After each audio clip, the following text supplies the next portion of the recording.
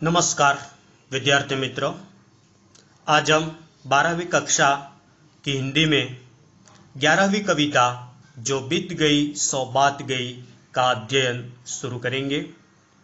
इस कविता के कवि हरिवंश राय बच्चन जी का सर्वप्रथम परिचय देखते हैं और परिचय के बाद इस कविता की समझूती प्राप्त करेंगे। यह तस्वीर हरिवंश राय बच्चन जी की है। तो सर्वप्रथम कवि श्री हरिवंश राय बच्चन जी का परिचय देखते हैं। हरिवंश राय बच्चन जी का जन्म सन 1907, मृत्यु सन 2003। हालावादी कवि हरिवंश राय बच्चन का जन्म उत्तर प्रदेश के इलाहाबाद में हुआ था। उन्होंने इलाहाबाद विश्वविद्यालय से अंग्रेजी में एमए तथा कैम्ब्रिज विश्वविद्यालय से पीएचडी की उपाधि प्राप्त की। इलाहाबाद में ही वे अध्यापक के रूप में नियुक्त हुए। तब उनकी ख्याति भारत भर में फैल चुकी थी। उन्होंने आकाशवाणी में हिंदी प्रोड्यूसर के रूप में कार्य किया। भारत सरकार के विदेश मंत्रालय के विशेष अधिकारी पद को भी उन्होंने शोभान्वित किया था।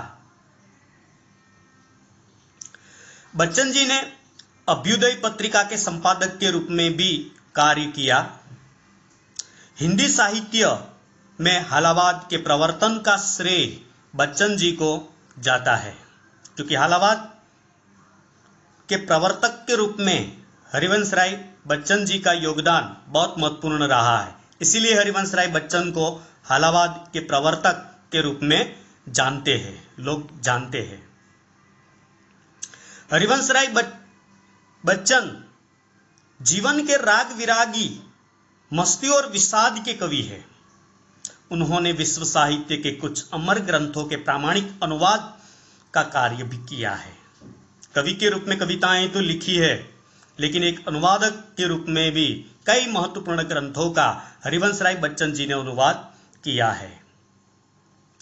उनके प्रमुख काव्य संग्रहों की अगर हम बात करें तो मधुशाला, मधुबाला, मधुकलश, निशा निमंत्रण, एकांत संगीत, आकुल अंतर, मिलन यामिनी और सतरंगिणी प्रमुख है। तो यह था हरिवंश राय बच्चन जी का संक्षिप्त परिचय। अब हम इस कविता का सार देखते हैं। प्रस्तुत कविता सतरंगिणी नामक कविता संग्रह से ली गई है। इस कविता में कवि ने जो बीत गया उसके पीछे व्यर्थ में शोक न करने की बात को महत्व दिया है। ये जो कविता है, जो बीत गई सो बात गई, और इस कविता में हरिवंश राय बच्चन जी ने ये मनुष्य जाति को ये संदेश दिया है कि जो समय बीत गया है उसी समय को भूलने में ही भलाई है। इस बात का संदेश दिया है। तब हम इस कविता की समझूती देखते हैं। विद्यार्थी मित्रों, पहले इस कविता की पहली काव्य पंक्ति का हम गान करेंगे। गान के बाद पठन करेंगे और पठन के बाद एक एक काव्य पंक्ति को समझने का प्रयास करेंगे। तो पहले इस काव्य पंक्ति का हम गान करते हैं। जो बीत गई सो बात गई, जो बीत गई सो बात गई। जीवन में एक सितारा था, माना वह बेहद प्यारा था। वह डूब गया तो डूब गया। अंबर के आनंद को देखो, कितने इसके तारे टूटे, कितने इसके प्यारे छूटे। जो छूट गए फिर कहाँ मिले, पर बोलो टूटे तारों पर बोलो टूटे तारों पर, कब अंबर शोक मनाता है। जो बीत गई सो बात गई, जो बीत गई सो बात गई। का पठन करेंगे और पठन के बाद एक एक काव्य पंक्ति को समझने का प्रयास करेंगे। जो बीत गई सो बात गई, जो बीत गई सो बात गई। जीवन में एक सितारा था, माना वह बेहद प्यारा था।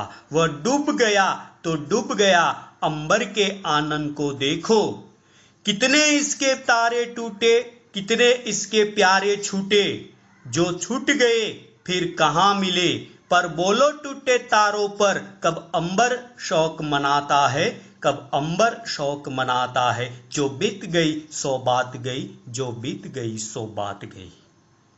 तो इस काव्य पंक्ति में हरिवंश राय बच्चन ये कहते हैं कि जो बीत गई सो बात गई, जो समय बीत गया है उसे भूल जाओ,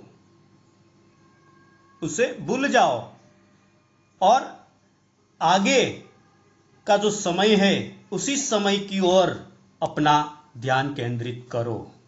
इसलिए वो आगे कहते हैं, जीवन में एक सितारा था, माना वो बेहद प्यारा था। हम मानते हैं कि आपके जीवन में कोई एक ऐसा आत्मीय जन था जो आपके लिए सितारे की तरह था, वो आपके लिए बेहद प्यारा था, लेकिन वह डूब गया, यानी कि वो आपसे अलग हो गया है, आपसे बिछड़ गया है।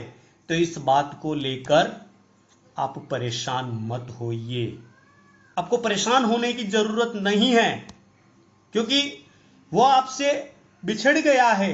और उसी बात को बार बार अपने मन में अगर रखेंगे तो आप अपना वर्तमान और आने वाला भविष्य आपका बिगड़ेगा। इसीलिए जो हो गया है उसे भूल जाओ। इसीलिए कवि हरिवंश राय बच्चन दृष्टांत देते हैं ऐसे मनुष्य को और कहते हैं कि अंबर के आनंद को देखो। अंबर यानी आसमान, आनंद, आनंद का मतलब होता है मुख। आप आसमान के मुख को देखिए, आप आसमान को देखिए, आकाश को देखिए। न जाने कितने इसके तारे टूट जाते हैं, गिर जाते हैं, कितने इसके प्यारे छूट जाते हैं। जो उनके लिए प्रिय तारे हैं, सितारे हैं, वो आसमान में से न जाने कितने टूट जाते हैं और कितने आकाश से अलग हो जाते हैं। तो क्या कभी अंबर ने टूटते हुए तारों, गिरते हुए तारों के प्रति शौक व्यक्त किया है? नहीं किया। तो हमें भी अंबर की तरह बनना है और हमें भी, अगर हमारे जीवन में भी अगर कोई ऐसा आत्मीय जन, सितारा अगर हमसे अलग हो गया है या हमसे बिछड़ गया है, तो वही बात को भूलकर हमें आगे बढ़ना है।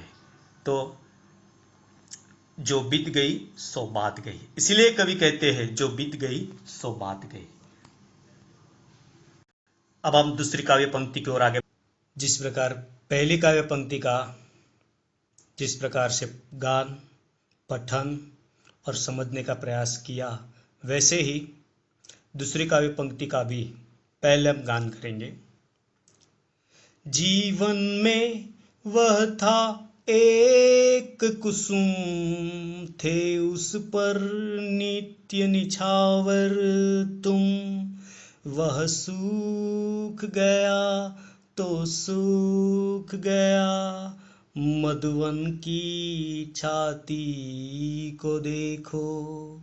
सूखी कितनी इसकी कलियां, मुरझाई कितनी वलरियां। जो मुरझाई फिर कहाँ खिली, पर बोलो सूखे फूलों पर बोलो सूखे फूलों पर कब मधुवन शोर मचाता है। जो बीत गई सो बात गई, जो बीत गई सो बात गई। जीवन में वह था एक कुसुम, थे उस पर नित्य निछावर तुम। वह सुख गया तो सुख गया, मधुवन की छाती को देखो। सूखी कितनी इसकी कलियां, मुरझाई कितनी वल्लरियां। जो मुरझाई फिर कहाँ खिली, पर बोलो सूखे फूलों पर कब मधुवन शोर मचाता है। जो बीत गई सो बात गई, जो बीत गई सो बात गई।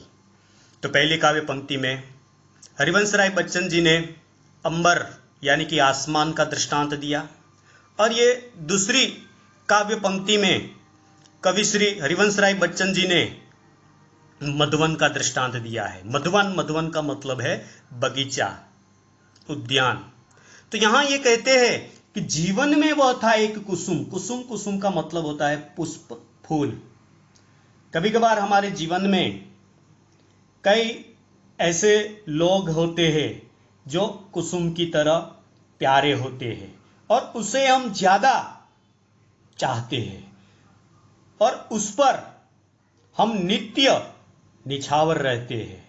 नित्य निछावर का मतलब होता है उसके प्रति हमेशा समर्पित रहते हैं। ऐसे व्यक्ति अगर हमारे जीवन से अगर अलग हो जाता है या हमसे बिछड़ जाता है तो उस बात को लेकर हम व्यथित रहते हैं, हम परेशान रहते हैं।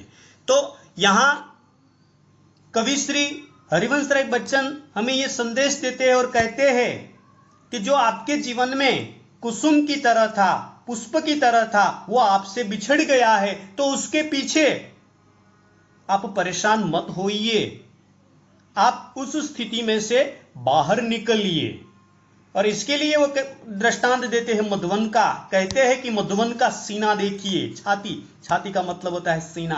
आप मधुवन का छीना देखिए, और मधुवन में तो न जाने कितनी कलियां सूख जाती है, कितनी वलरियां मुरझा जाती है।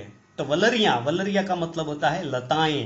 तो मधुवन में जाकर देखो और मधुवन को देखो, और मधुवन में न जाने कितनी कलियां और कितनी वलरियां सूख जाती है, मुरझा जाती है। तो क्या कभी मधुवन ने इन कलियों के लिए या इन लताओं के लिए कभी शोर मचाया है? यहां शोर शब्द का शोक अर्थ इस कविता में प्रयुक्त हुआ है। इसलिए कवि कहते हैं, क्या कभी मधुवन ने कलियों और वलरियां को लेकर कभी शोक मनाया है? नहीं मनाया। तो हम तो मनुष्य है, हम क्यों अपने आत्मीय जन के बिछोड़ने से हम शोक व्यक्त करें?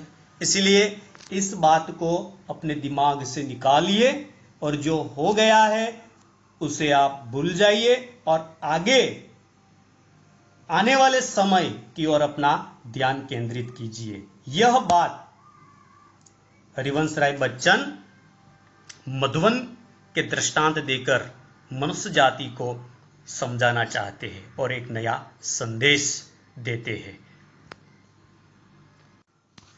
तो विद्यार्थी मित्रों, आज के इस वीडियो में यहाँ तक। आने वाले वीडियो में इस कविता के उत्तरार्ध के संदर्भ में अभ्यास करेंगे। अस्तु।